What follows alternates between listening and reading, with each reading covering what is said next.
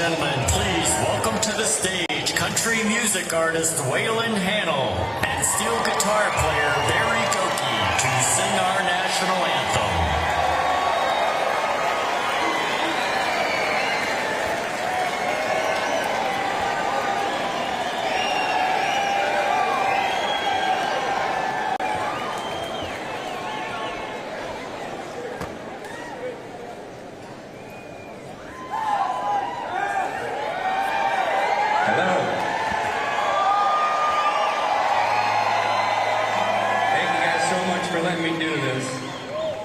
Gentlemen, remove your caps. Everybody stand up and place your hands on your hearts.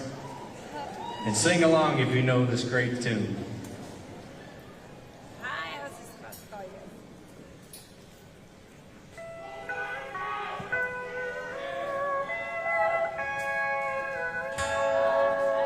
Oh, say, can you see by the dawn's early light what so proudly we hailed at the twilight's last gleaming, whose broad stripes and bright stars through the perilous fight o'er the ramparts we watched were so gallantly streaming, and the rockets' red glare, the bombs bursting in air, gave proof through the night that our flag was still there. Oh, say, does that star-spangled banner yet wave for the land of the free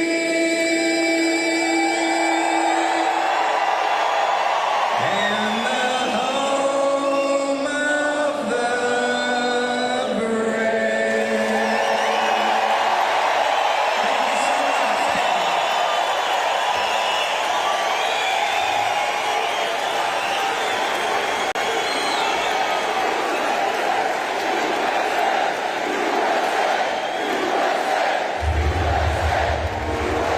It was Christmas Day. We boarded Air Force One in complete and total darkness in the pitch black of night. We landed in war-torn western Iraq. No lights on the runway. There were hundreds of troops packed into a dining hall. They had absolutely no idea that the president and first lady were about to walk into that room. And when they did, it was a sight and a sound and a scene that I hope I never forget. That room absolutely erupted. That was the kind of patriotism President Trump brought back to our country. One of the young soldiers yelled from the back of the room, "Mr. President, I re-enlisted in the military because of you." And without missing a beat, the president said, "Son, I am here because of you." Donald J. Trump back with this message.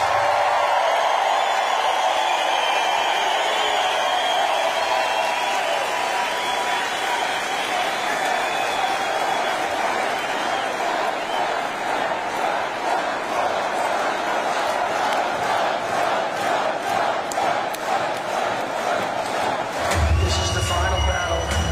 With you at my side, we will demolish the deep state. We will expel the warmongers from our government. We will drive out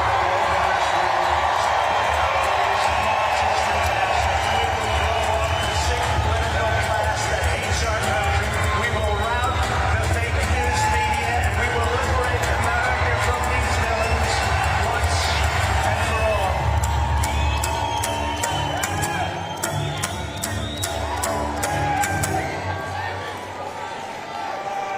Ladies and gentlemen, please welcome to the stage former White House Press Secretary and Governor of Arkansas, Sarah Huckabee Sanders.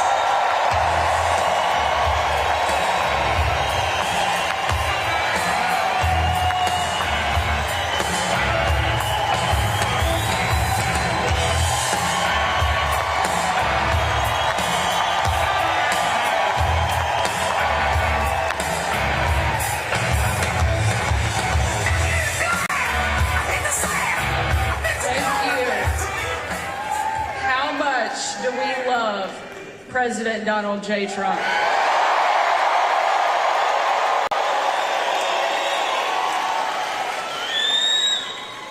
What an incredible night. It is such an honor to be here with you, and such an honor to share the stage with my friend and our country's favorite president, President Trump.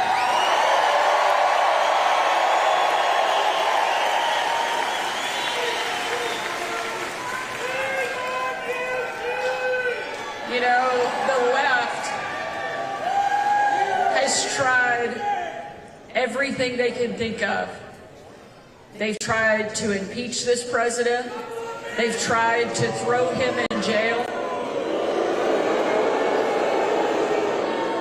And not once, but twice, 2 would-be assassins have tried to take this president down.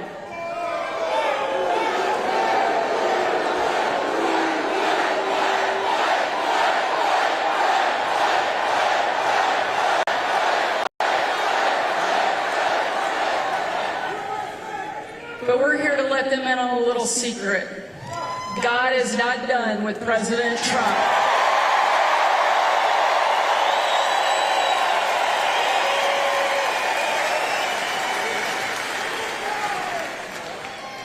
He's the toughest guy I know, and he's the fighter that our country so desperately needs right now. And because of each one of you, he's going to be back in the White House and win big in November.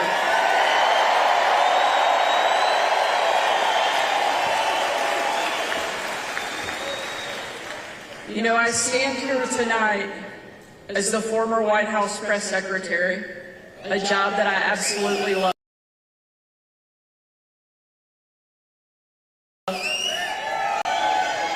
And now, as the 47th governor and the first woman to ever lead my state.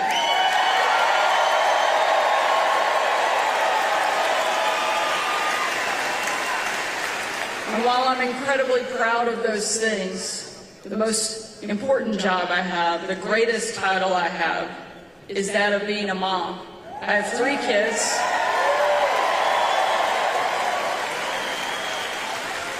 That are 12, 10, and 9. And my kids serve as a permanent reminder of everything that is at stake in this country. And it's why I'm here tonight. Because I want somebody who's going to stand up and fight for my kids. And I know that there is nobody in the country more suited, more qualified, and more prepared to step in and lead and make our country strong, free, and great again as Donald Trump will.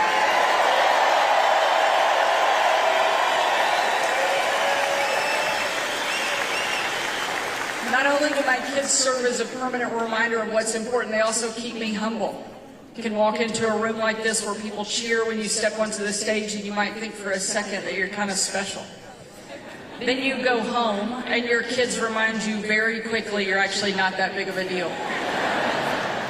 And ours are pretty good at it. My daughter Scarlett, who's 12, a couple years ago was getting ready for her first ever father-daughter dance. Big deal at our house. Scarlett didn't just want to go to the dance, she wanted a big reveal. She wanted to come down the stairs and her Prince Charming, my husband, to be there, and everything to be this magical, special thing. So I'm sitting at the top of the stairs, putting the finishing touches on Scarlett, making sure she's ready for the night of her life.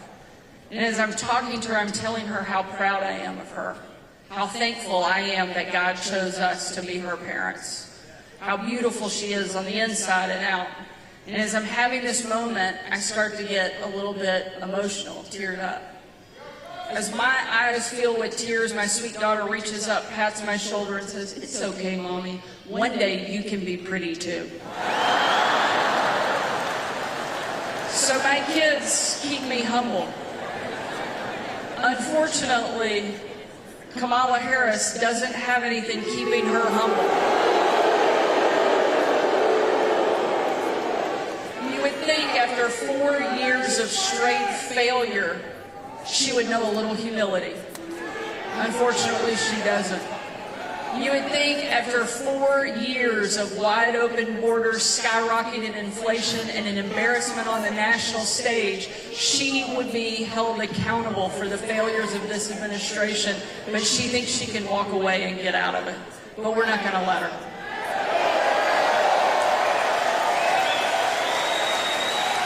Because the future of my kids and the future of our country depends so much on who our next president is.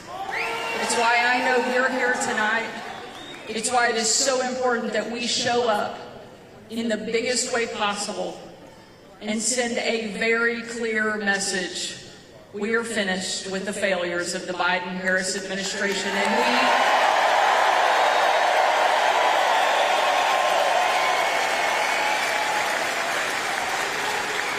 and we're ready to bring our fighter back.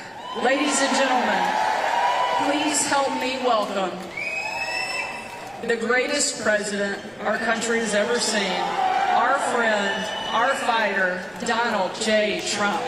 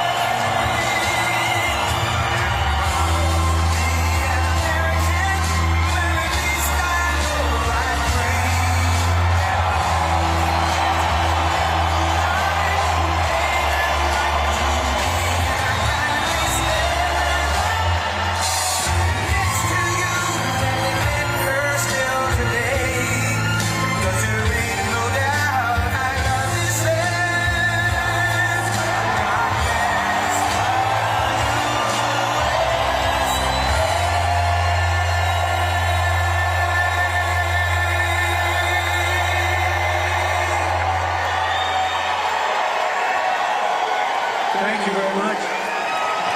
Thank you.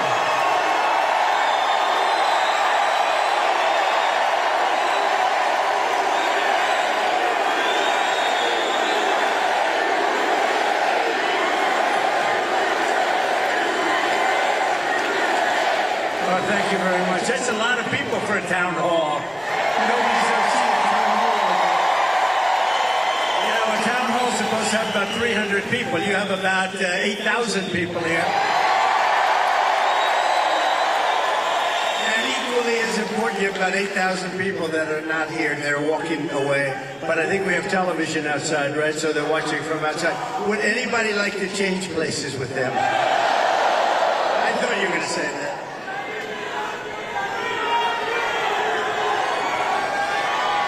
Thank you, everybody. Hello, Sarah. Mr. President, nobody's ever seen anything like it. Well, it's been a great experience. It's a dangerous business, however, being president. It's a little bit dangerous. It's, you know, they think race car driving is dangerous. No. They think bull riding, that's pretty scary, right? No. This is a dangerous business, so we have to keep it safe. Mr. President,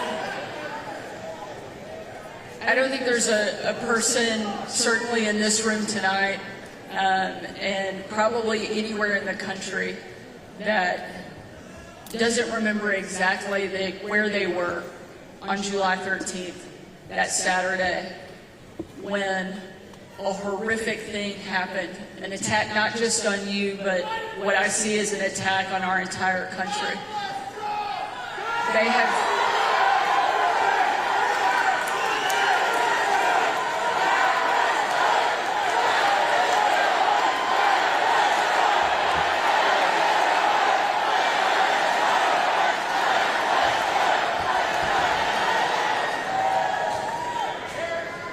I joined with everyone.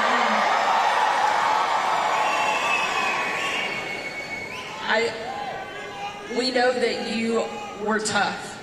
We saw it every day on the campaign. We saw it when you were president. But I don't think anybody was prepared for what we saw that day. And now it's happened not once, but twice. You've literally taken a bullet for our country, and yet you keep fighting. You never give up. The reason that you're going to win in November is because America needs a fighter.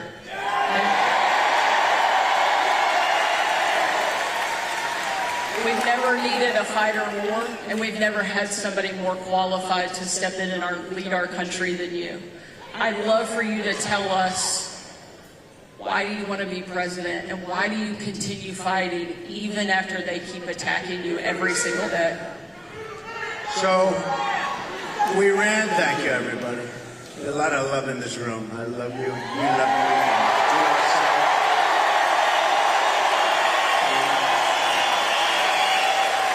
So we ran in 2016, and it was amazing. It was amazing, and we won.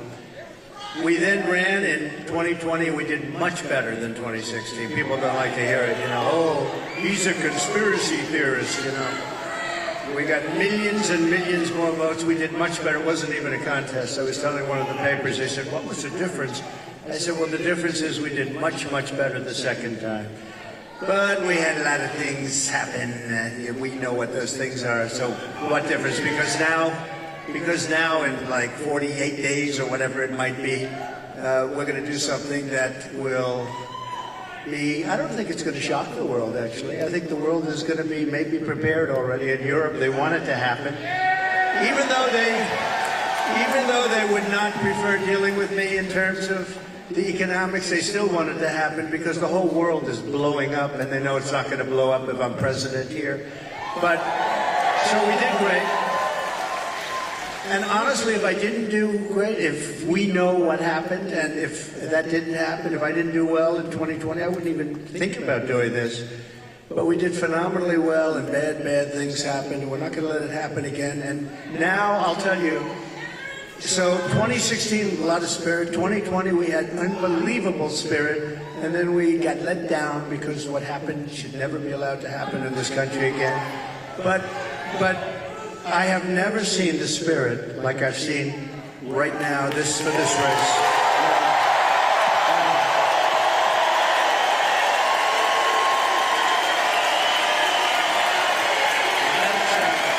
Never seen anything like it. It blows it away from 2016, from 2020.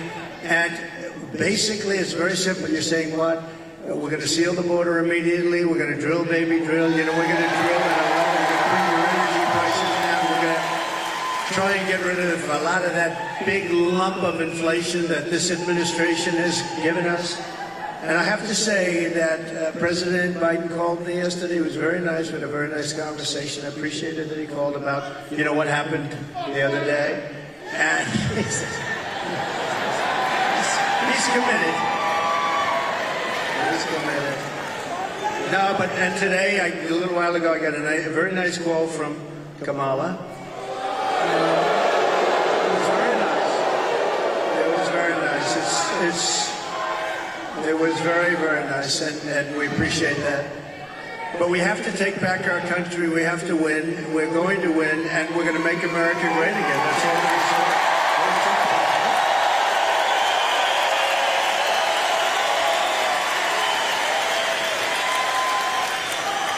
I think it's safe to say that this crowd will all be voting for you.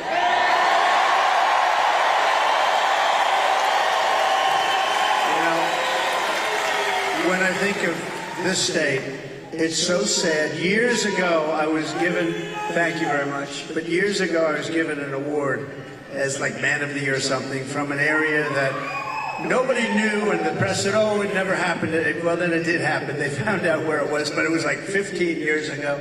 A beautiful area, but nobody remembered it. Nobody remembered it all. All of a sudden, like through a miracle, they found out it did exist, and it was there. And I had the speech, and the speech was, don't let them take your automobile industry away. They're taking your automobile industry away. And I don't know why you do it. Now, I wasn't a politician. I was an entrepreneur. I was a real estate developer, doing great, having a lot of fun, doing a much simpler life than this. Who would think that a developer's life is simple, but it's a lot simpler than this. But I said, don't let them do that, because here I am in Michigan, and I was getting an award, and I'm making a speech. I'm saying, what am I going to say? But I just watched Common Sense. I saw them leaving for Mexico, leaving for China. Do you know that right now, and they weren't building them with me, they weren't building anything in Mexico having to do with cars with me, because I said, if you build it, we're going to put a 200%, you're not going to sell one car into this country. But right now, they're building some of the largest auto plants anywhere in the world ever built. I have a friend that does that for a living, very good at it. He's the best, I think. And he's actually a contributor, a supporter, but he builds the plants. And I say, I'd like to go see a plant, a really great auto plant. It's amazing technology, amazing what they do, really incredible, the amount of automobiles they can produce and the size of these things. I'd like to see a real modern plant.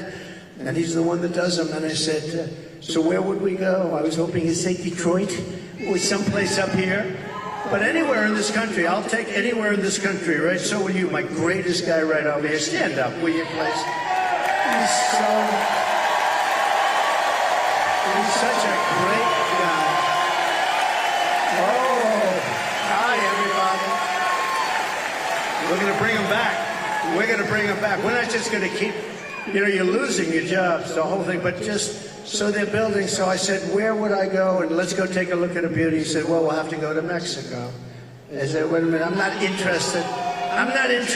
No, I want to know here. He said, here we don't build top of the line. We build smaller plants. We build, there's just not that kind of a thing. And I said, isn't it sad? He feels that too. He's a United States guy. But he said, if you want to see the big ones, you're going to have to go to Mexico.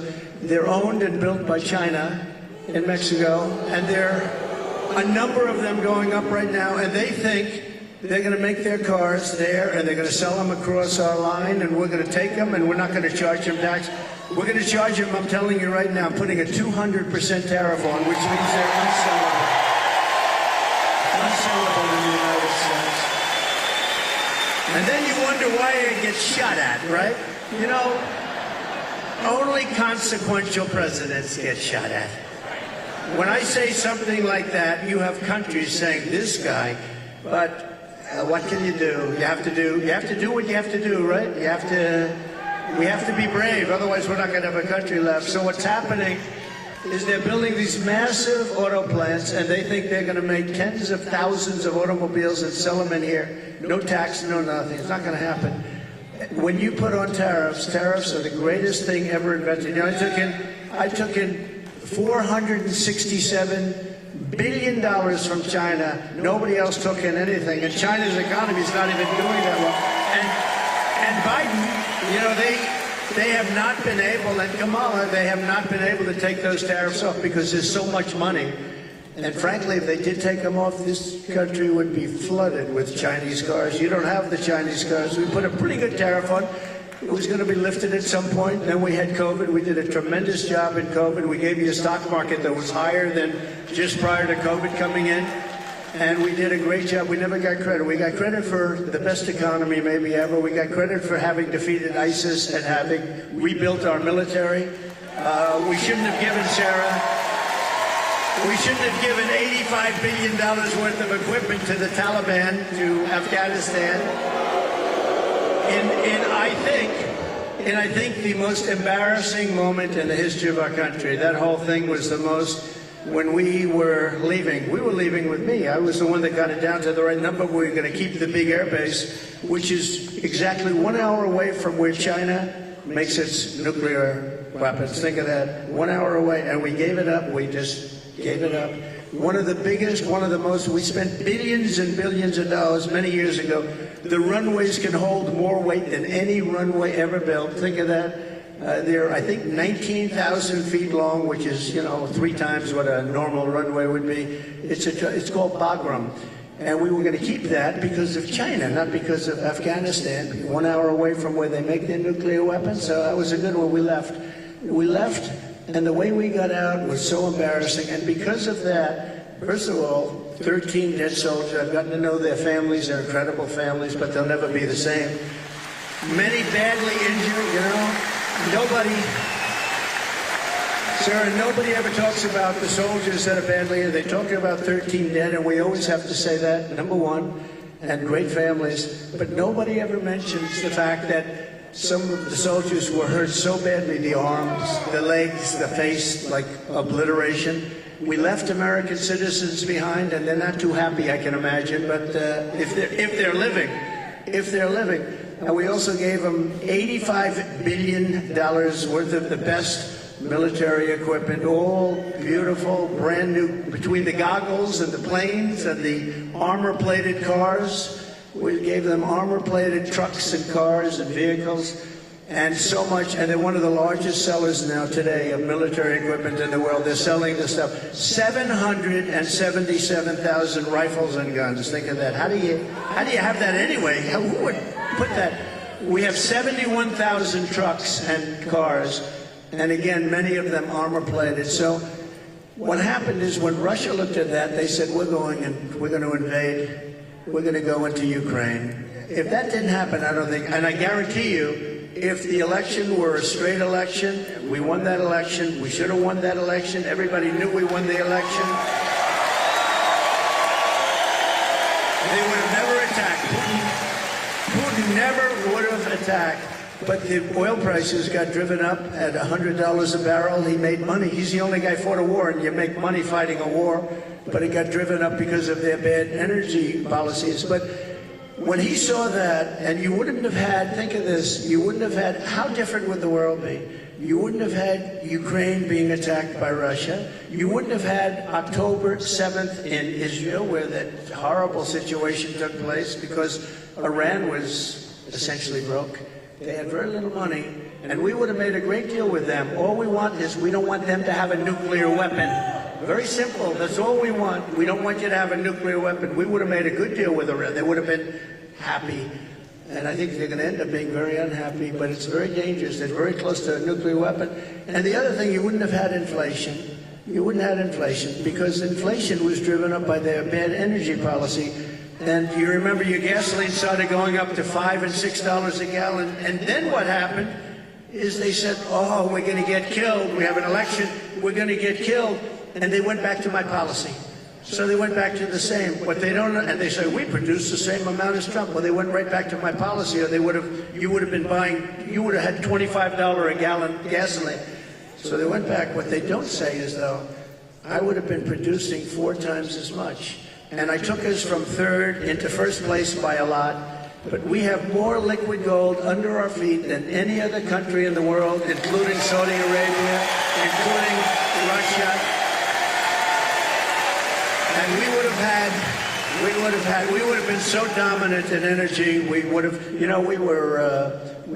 didn't need any energy from anybody. We didn't have to protect any other countries in order to get their oil, which we've done for many years in the Middle East. We were energy independent. It sounds so beautiful to say it. We're energy independent. We were soon going to be energy dominant, and we would have been now having so much money coming out of the energy, and we just have the best. We have Bagram in Alaska. They say it might be as big, might be bigger than all of Saudi Arabia. I got it approved. Ronald Reagan couldn't do it. Nobody could do it. I got it done. In their first week, they terminated it. Check that one out. Bagram. Check that one out. Think about this. Between Bagram, between you go to Anwar, you take a look at the kind of things that we've given up. We should have that air base. We should have that oil. We would have had a whole different country. But to give up Anwar, to give up the biggest air base, military air base in the world, and they left it in the dark of night with the lights on, and they did leave the dogs behind. There are a lot of people, they say, what about the dogs? They left the dogs behind. But we would have been a much different country right now. But we're going to get it back, and I promise you we're going to get it back with guys like this and people like that. And Sarah, just one thing. Because this is the world's longest answer to an otherwise simple question, but the difference is I give an answer that's productive as opposed to an answer that is not very productive, right? Like in the debate. But just to end this, we are going to, for Michigan, because we want to be a little bit Michigan-centric. You used to be the capital of the world in cars. Today you're an afterthought in cars. And I don't know the head of your union. I've never met the gentleman, Sean. I've never met him. But what he's done to your union and what he's done by agreeing to allow this country to say we're going all electric, which at some point they're going to end up taking back that mandate because that mandate is insane.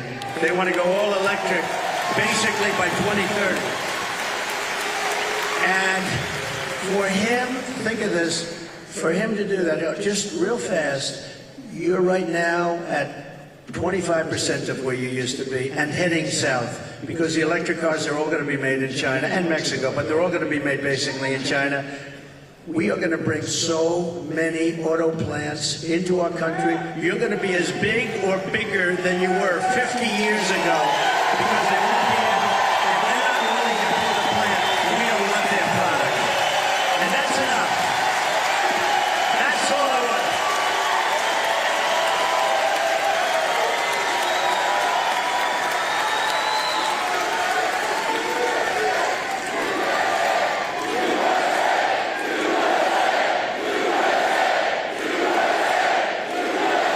And it'll happen fast. It'll happen very fast. I think it's safe to say that Michigan is happy that you're going to be president again.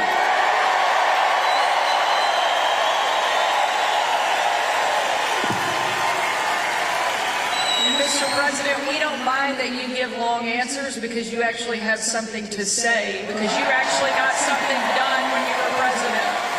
You know, it's a very interesting, because she said, I don't think I've ever said this before. So we do these rallies, they're massive rallies. Everybody stays till the end, by the way. You know, when she said that, well, your rallies, people leave. Honestly, nobody does. And if I saw them leaving, I'd say, and ladies and gentlemen, make America great again, and I'd get the hell out, okay? Because I don't want people leaving. But I do have to say, so I give these long, sometimes very complex sentences and paragraphs, but they all come together. I do it a lot. I do it with Raising Cane, that story. I do it with the story of the catapults or the aircraft carriers. I do it with a lot of different stories. When I mention Dr. Hannibal Lecter, I'm using that as an example of people that are coming in from Silence of the Lambs. I use it, they say, it's terrible. So they say, so I'll give this long, complex area.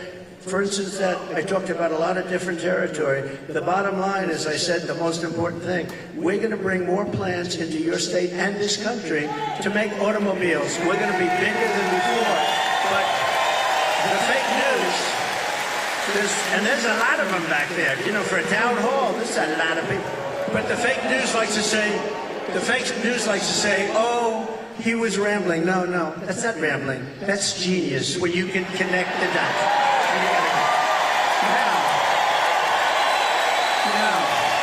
Sarah, if you couldn't connect the dots, you got a problem. But every dot was connected, and many stories were told in that little paragraph. But there is something that they say that. The other thing I say is this. We had 107,000 people show up in New Jersey. We had 68,000 people show up in Alabama. We had 79 or 81,000 in South Carolina. And they've never said I'm a great speaker. And I said, am I a great speaker? They say, oh no, he rambles. What the hell are all you people showing up for if I ramble? You don't want to show up for a ramble. So anyway, thank you very much. Mr. President, no one has done more to fight for the American worker than you, to bring back jobs and manufacturing to this country. Tonight, there's obviously a lot of people that really care about the auto industry here. And tonight we have a question from one of the auto workers, Isaiah, here in the audience that would like to ask a question. Sure. Where's Isaiah?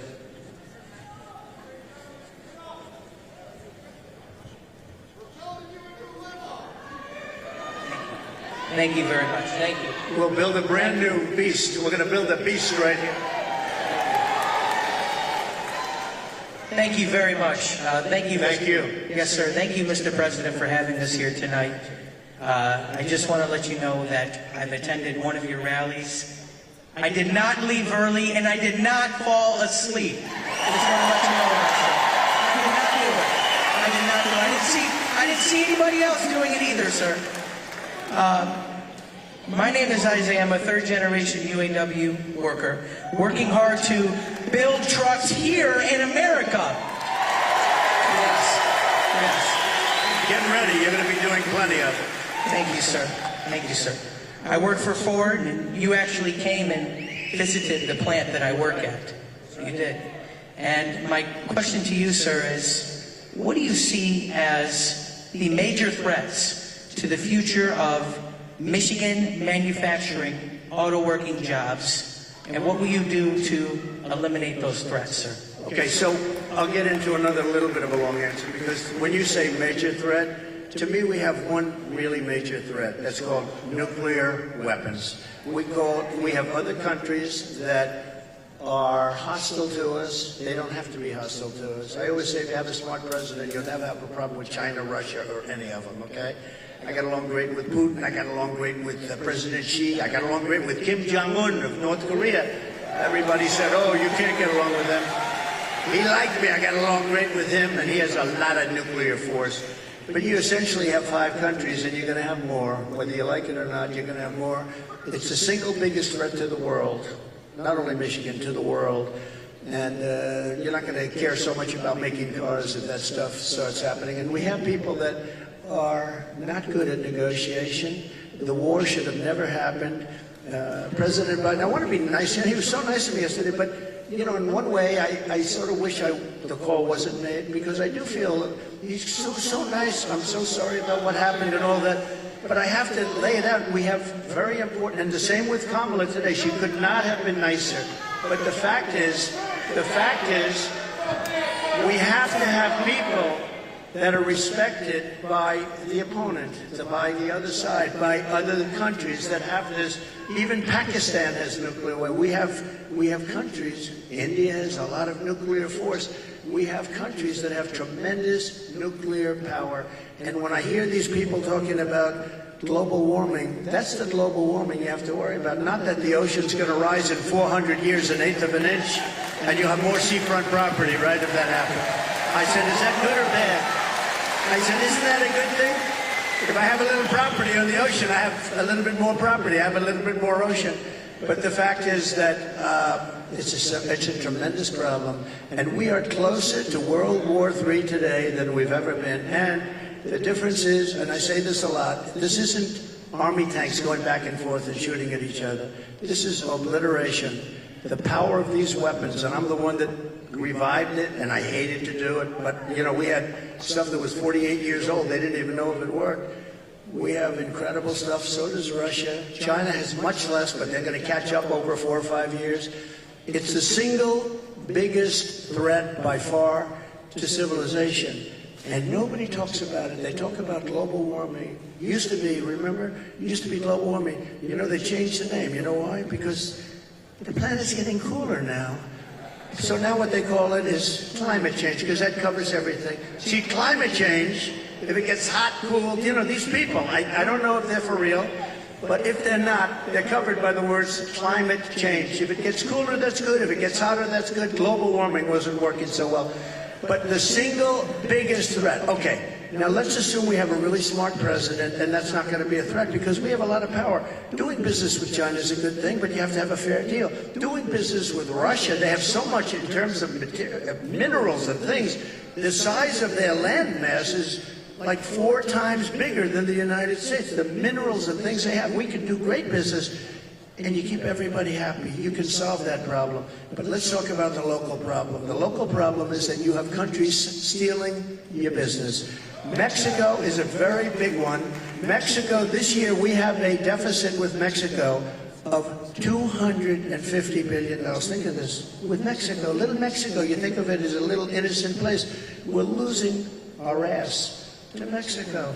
China, you don't even have to talk about. We have over $1 trillion this year. I was charging them numbers that were unbelievable, and now he's just totally given up the ghost. And we're going to lose $1 trillion in deficits to China. $1 trillion. That's not sustainable.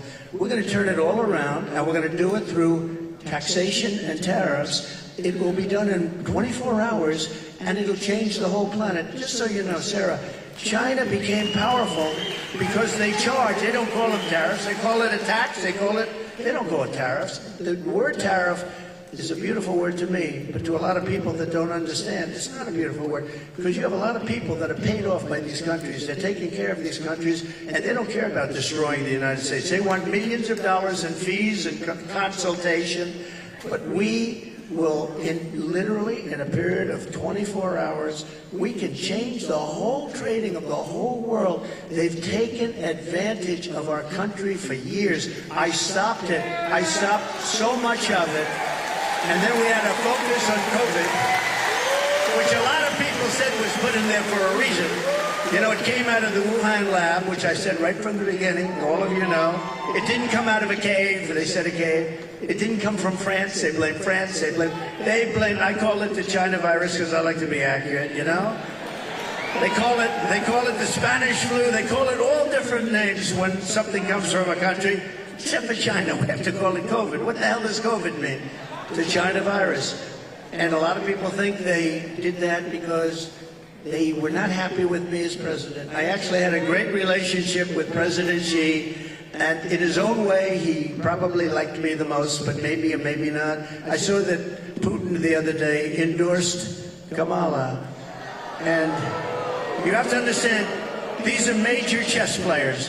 So when he endorses Kamala, he may say, well, I did that because I love you, and it's better to be doing it. So who knows? But he endorsed Kamala, which is a little unusual. I was watching, I said, it's interesting. I think that's a good thing, isn't it?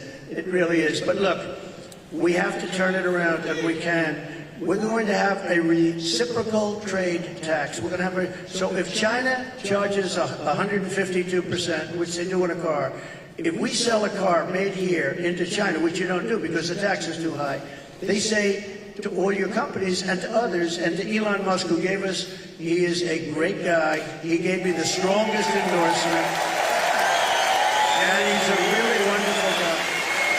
But they say to him, we don't want your car unless you build your plant in China. And there's nothing wrong with saying that. That's smart people say that. We haven't said it for many years. I said it.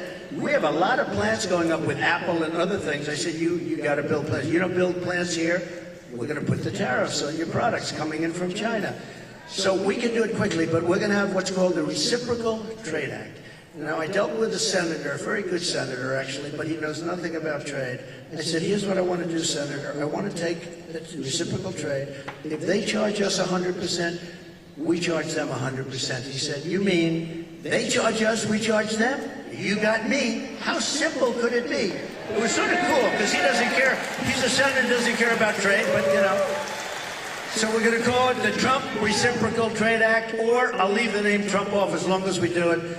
So when India, which is a very big abuser, he happens to be coming to meet me next week, and Modi, he's fantastic.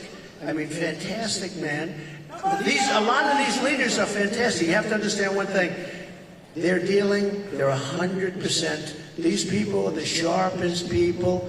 They're not a little bit backward. They are at the top. You know the expression, they're at the top of their game, and they use it against us. But India is very tough. Brazil's very tough. There are certain countries, I can tell you every one. I can give you from top to bottom. China's the toughest of all, but we were taking care of China with the tariffs. So we're going to do a reciprocal trade. If anybody charges us 10 cents, if they charge us $2, if they charge us 100%, 250, we charge them the same thing. And you know what's going to happen? Everything's going to disappear, and we're going to end up having free trade again. And if it doesn't disappear, we're going to take in a lot of money. Okay? But you know, the biggest beneficiary, I believe, is going to be your state. And I won't say that to other states, I promise. About your state, you are going to have plants built at a level that you haven't seen in 50 years. Great question. Thank you. Thank you. Mr. President, one of the other things I think that you did that helped protect the American worker as much as anything else, and also make our country and our communities safer, was you actually did something about the border. Just this month, there was a woman in my home state of Arkansas who was killed by an illegal immigrant who was drunk driving, that was deported during your administration and came back under this administration because they have failed to protect our country. It's one of the great threats that we face that you actually did something about. Tell us what you will do on day one to help protect our country. So we're going to be, day one, we're doing two things. Closing the border and drill baby drill.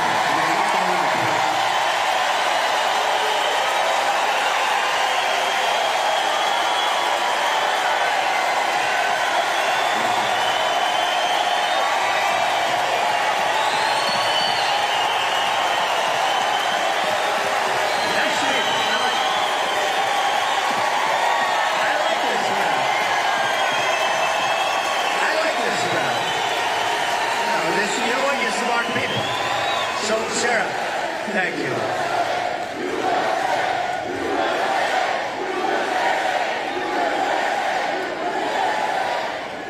So, over the last couple of years I've been talking about the border. I got elected in 2016 because of the border. But that border was peanuts compared to what this border is. That border was like a safe border compared. And I did it. I did a great job. And it also includes drugs. Came to much lower. Look, unless you have the death penalty for drug dealers, you'll never get rid of the drug problem. Put that through your head. Put that through your head. And I don't know if our country's ready for it. When I was with President Xi, and again, until COVID, I had a great relationship. Once that happened, I really didn't want a relationship because $60 trillion, millions of dead people all over the world. I was not exactly thrilled with him. But before that, I had a great relationship. And I said, do you have a drug problem? No, we have no drug problem. Oh, how come? Death penalty, immediate. And I said, what does that mean, immediate? Immediate. We have what's called a quick trial. You know what a quick trial is? Like in one day, the trial is over. Over here, it'll be 25 years.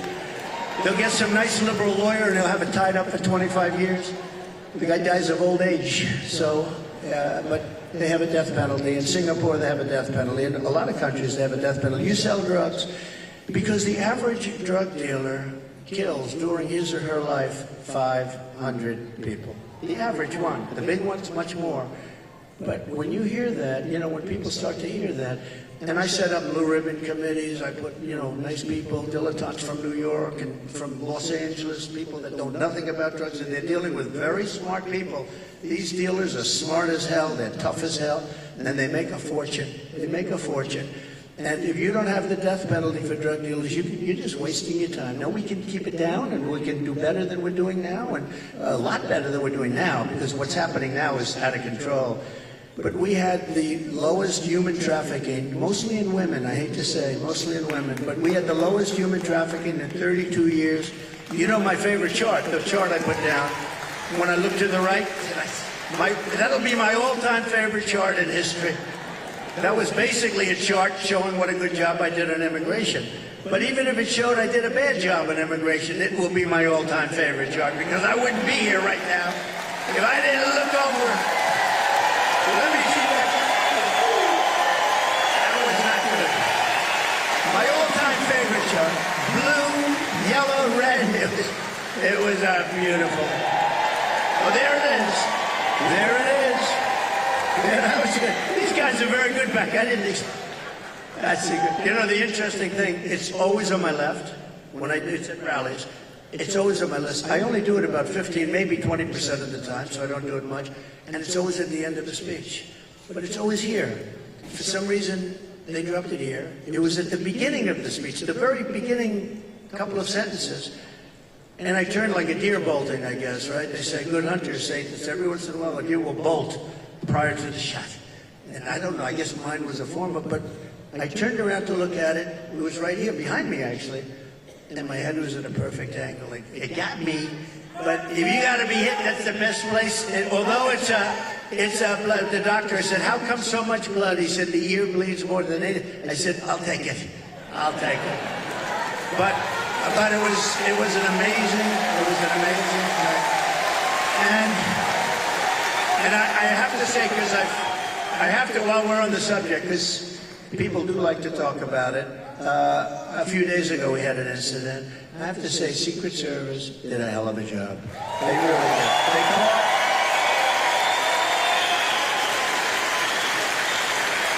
One of the gentlemen, one of the agents was walking a couple of holes in front, and he saw a rifle, AK-47. That's serious stuff, right? You know more about that. My sons know more about this stuff. But AK-47, that's a bad one. The other one was an AR-15. This was an AK-47. And he saw the barrel of the gun coming out from a bush. Can you believe it? This guy was all set. He was all set to do his number. And there was no talk. He didn't say, "Hello, what are you doing here, please?" And he ends up getting shot himself. He took his gun, started shooting him. And this guy ran.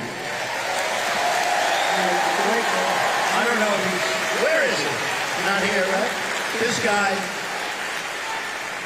These guys do a great job. Now, they do need more people, and they've been complaining about that for a long time, but he did a great job. But you want to know another sort of a miracle? So the guy is now running for his life, and he's got a car a block away or whatever. And a woman, this is a woman, not a man, a woman, see? Women are smarter than men.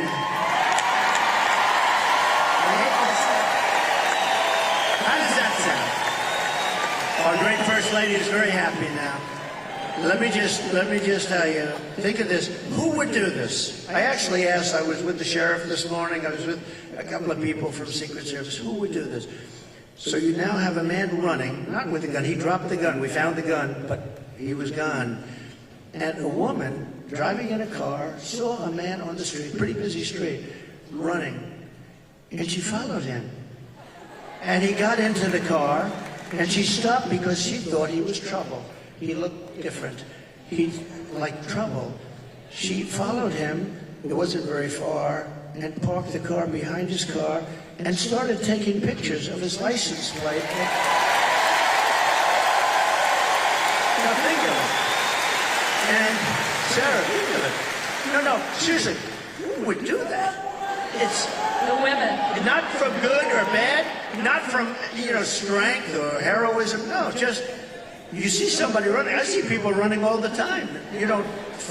She saw something in this guy that was bad. She may have heard maybe gunshots, because there were four gunshots. Actually, the shots, he never got off a shot. The shots were from Secret Service. But think of it.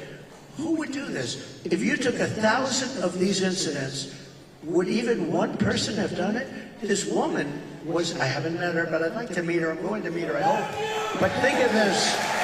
She goes in, she takes pictures of the plate, and then she sends the pictures into the sheriff's office. And the sheriffs are saying, wow, this is pretty amazing. And they were able to get this guy within 10 minutes. They had a high-speed chase on the highway.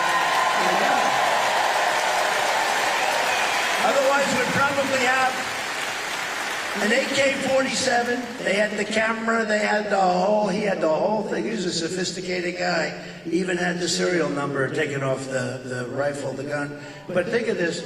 So we'd have all the stuff.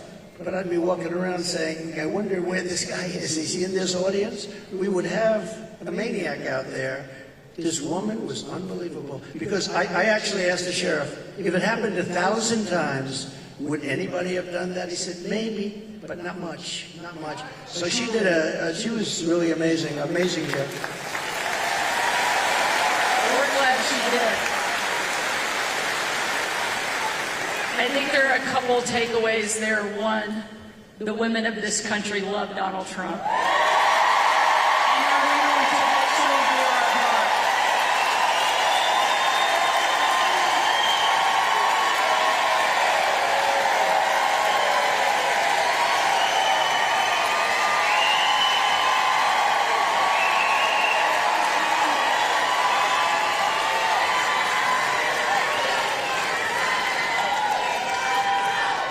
And I think one of the other things that we all know in this room certainly is that God is not finished with you, and He has big plans.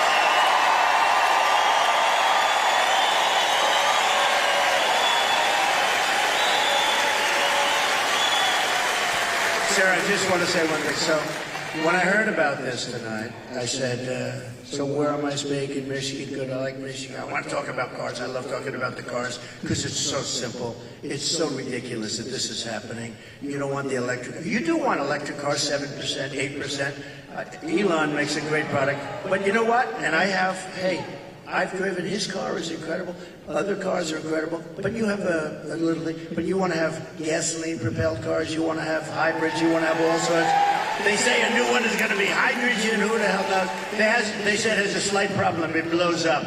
And if you're in the car, that could be a little problem. But you want to be able to have whatever it is, whatever the market is, and all that stuff. But they said, sir, you're having a town hall tonight. And I said, a town hall?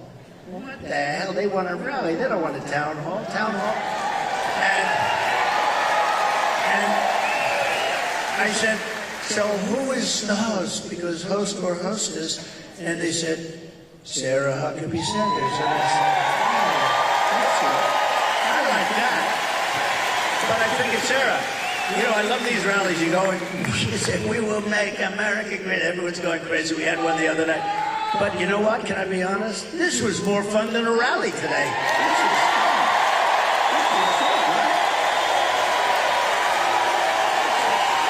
This was very good.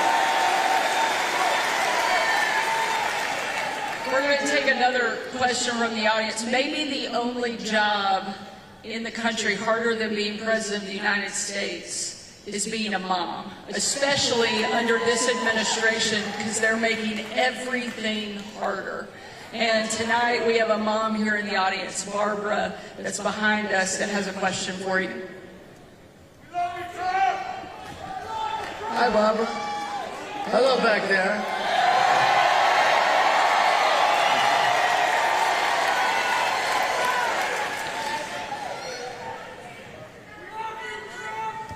Good evening. Good evening, President Trump. Thank you for taking our question. My name is Barbara. I'm a mom of 3, a grandmother of 7, and 3 great-grands, a registered nurse, retired nurse.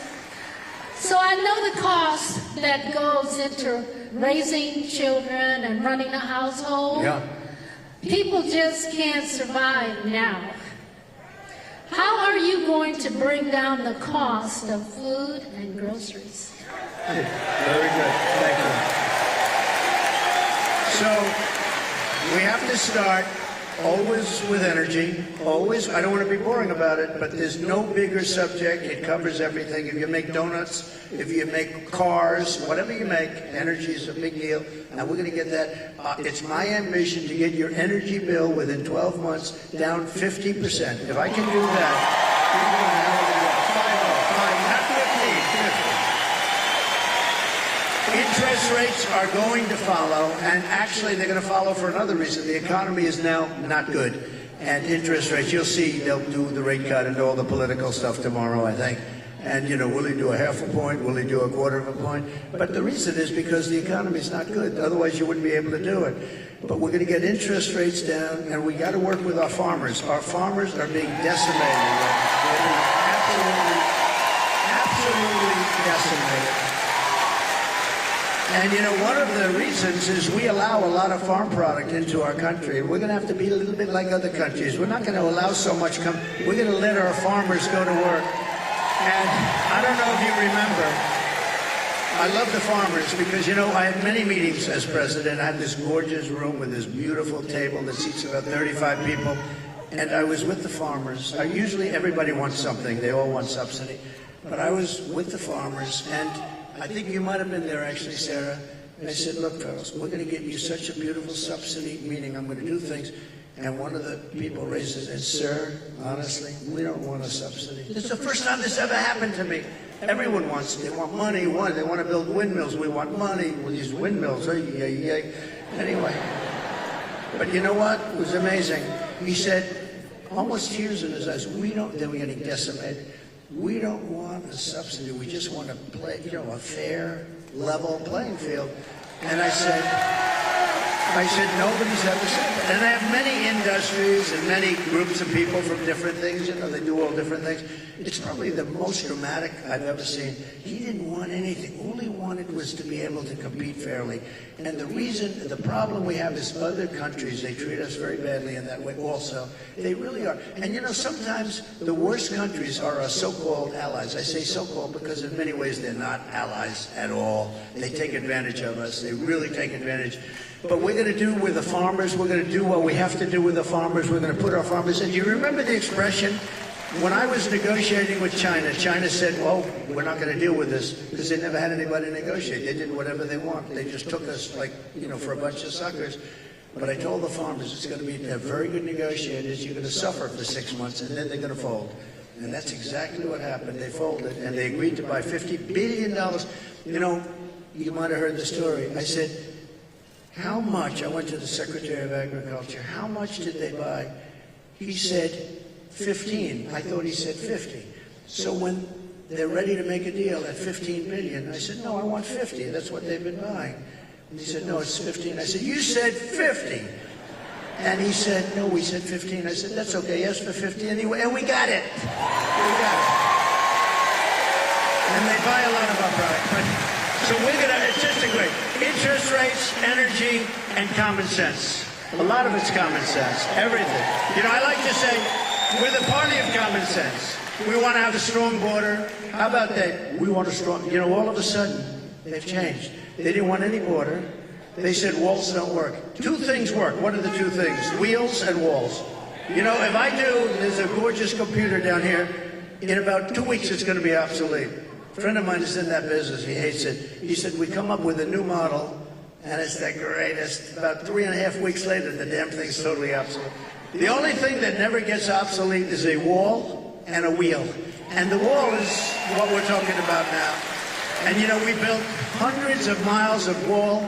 We then added more than I ever said I was going to do. And then we had that bad election result, that disgusting result. And they never put it up. You know what they did with it? They sold it for 5 cents, and it was expensive wall. It was exactly what the Border Patrol wanted, with the anti-climb plate on top, which I always hated because I didn't like the look of it. But, you know, they demonstrated it. We had mountain climbers and a couple of drug climbers, too. These guys are amazing. They put 100 pounds of drugs on the back, and they go up the wall like it's nothing. But they couldn't get over the plate. So all of a sudden I said, okay, I'll put the plate on. I didn't like it. I liked it better without the plate, but it didn't work quite as well. So this is what we did. We had it. We had the best. We had a thing called Remain in Mexico. You don't have to be a genius to know. Remain in Mexico is a very good thing. And you think that was easy to get. I think Tijuana, Mexico was probably the fastest growing city in the history of the world. Okay, they had hundreds of thousands. They couldn't come in. When they got in, they let everybody pour into our country. The border, just to finish with the border, when I talk about energy, to me it's exciting, but to a lot of people it's not. But it gets exciting because we'll bring down your costs, all that. But what people want to hear, and I believe, when I got elected, I believe it was the border that was the biggest thing, and I fixed it, and I did a great job. And I wanted to mention it in 2020, and my people would say, sir, nobody cares about the border. They don't care because I had it fixed. Now I got to fix it again. I believe the border is of the greatest interest. When you look at what's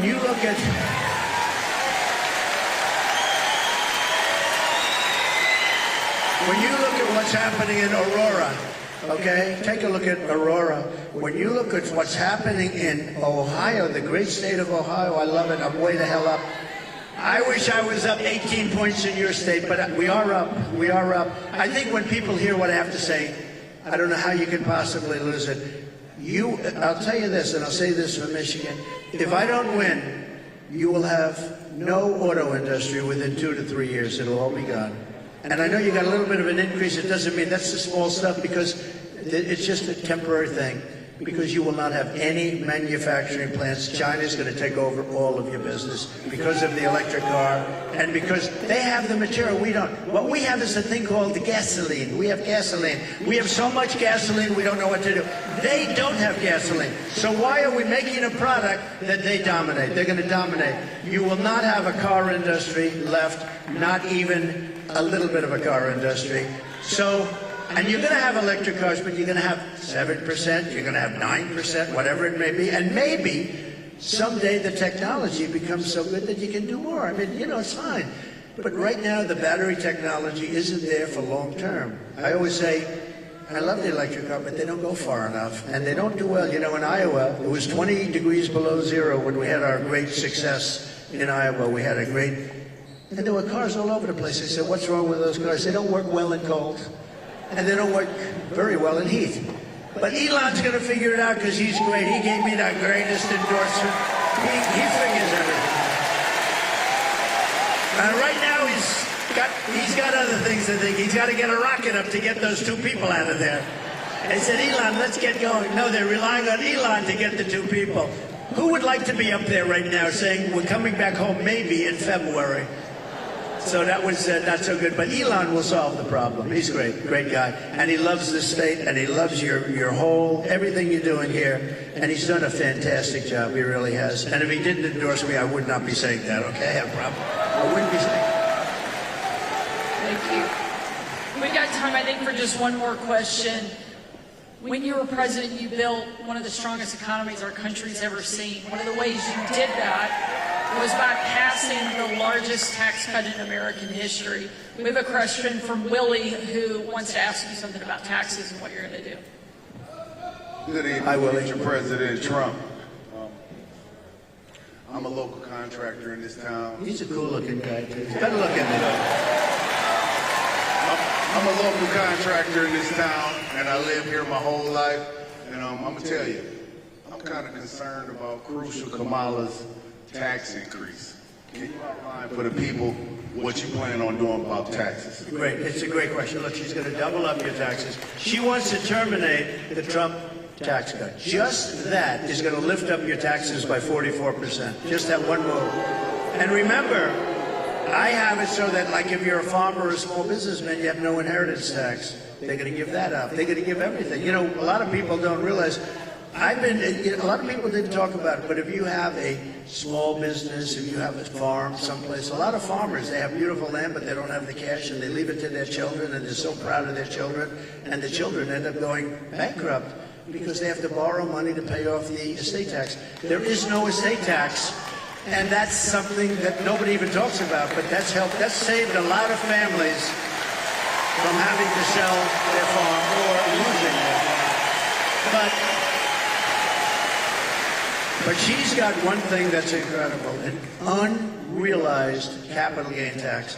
That will drive every business out of the United States. So what that is I don't know how they can possibly administer. The only ones that are going to make money are appraisers and accountants. So they're taking a business, might have not a lot of money, but it might have great land, and they're valuing it, and what was it this year compared to next year? You got to put down a value, and then you got to go out and you have to pay tax, even though you haven't sold anything. It's the craziest thing I've ever heard, and I don't know how any rich person or any person that's in business can even think of supporting her. It's the craziest thing I've ever heard. So, and they're going to raise the capital gains tax, Willie, a lot. Now, as far as regular, people are going to have to pay a lot more tax. Your taxes, she said, 70 to 80%. Some people will pay 70, 80%. You have to understand, a lot of these people are international business people. A lot of these companies are international. They don't care if they're here or someplace else. They go for the best deal. They go for their shareholders. If they raise the taxes like that, they go to other countries. You know who got a lot of our companies? Is Ireland. Years ago, they took our pharmaceutical industry because they gave them a better deal. They will leave our country. They will leave all those jobs that we created. And I want people to pay fair taxes and all of that. But she's going to be raising your taxes to 50, 60, 70%. And it's not sustainable. And even for the companies, if they have to pay too much, they're going to leave the country and you're not going to have any jobs. So we have to be very, very careful about it. We have to be very, very careful.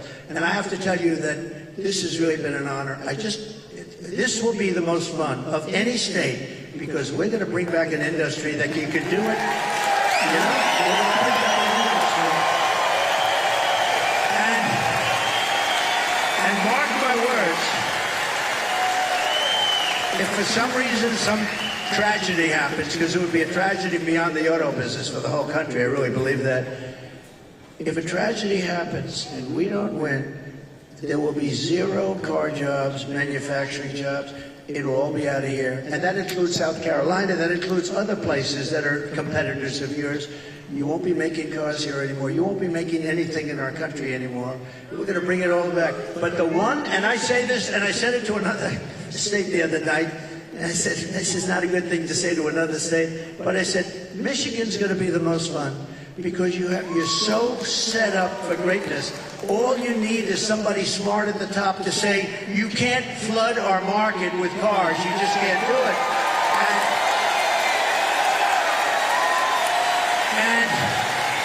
And if I say you have to pay 100%, you know China pays a big, but I didn't do the big number yet.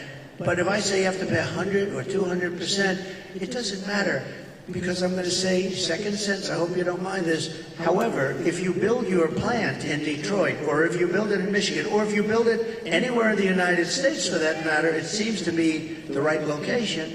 But we're going to have more fun. So I'm telling them about Michigan, and I'm saying, you know, the story's getting a little bit long because I'm talking about Michigan. I happen to be in another state, but everybody loved it because they know you. You're recognized for this. We're going to get, now, they go from paying 100% tariff to paying nothing. All they have to do is build their factory and spend their hundreds of millions of dollars in your state. This will be like taking candy from a baby. It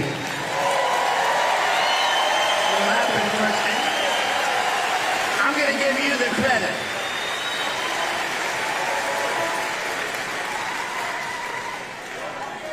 Well, I don't think there's any question that America was better off under Donald Trump. And we know that it's going to be even better the second time around.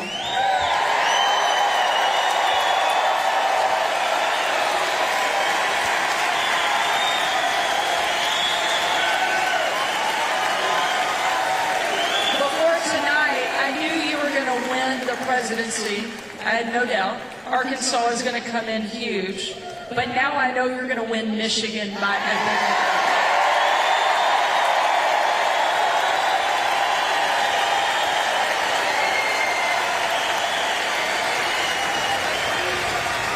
Ladies and gentlemen, we need you to show up. We need you to vote.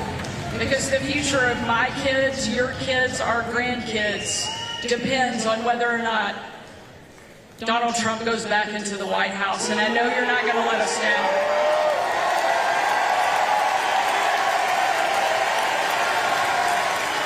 More importantly, I know President Trump is not going to let us down because he's shown us time and time again that no matter what comes at him, no matter what the left throws at him, he's going to get back up and keep fighting for this country that he loves so much.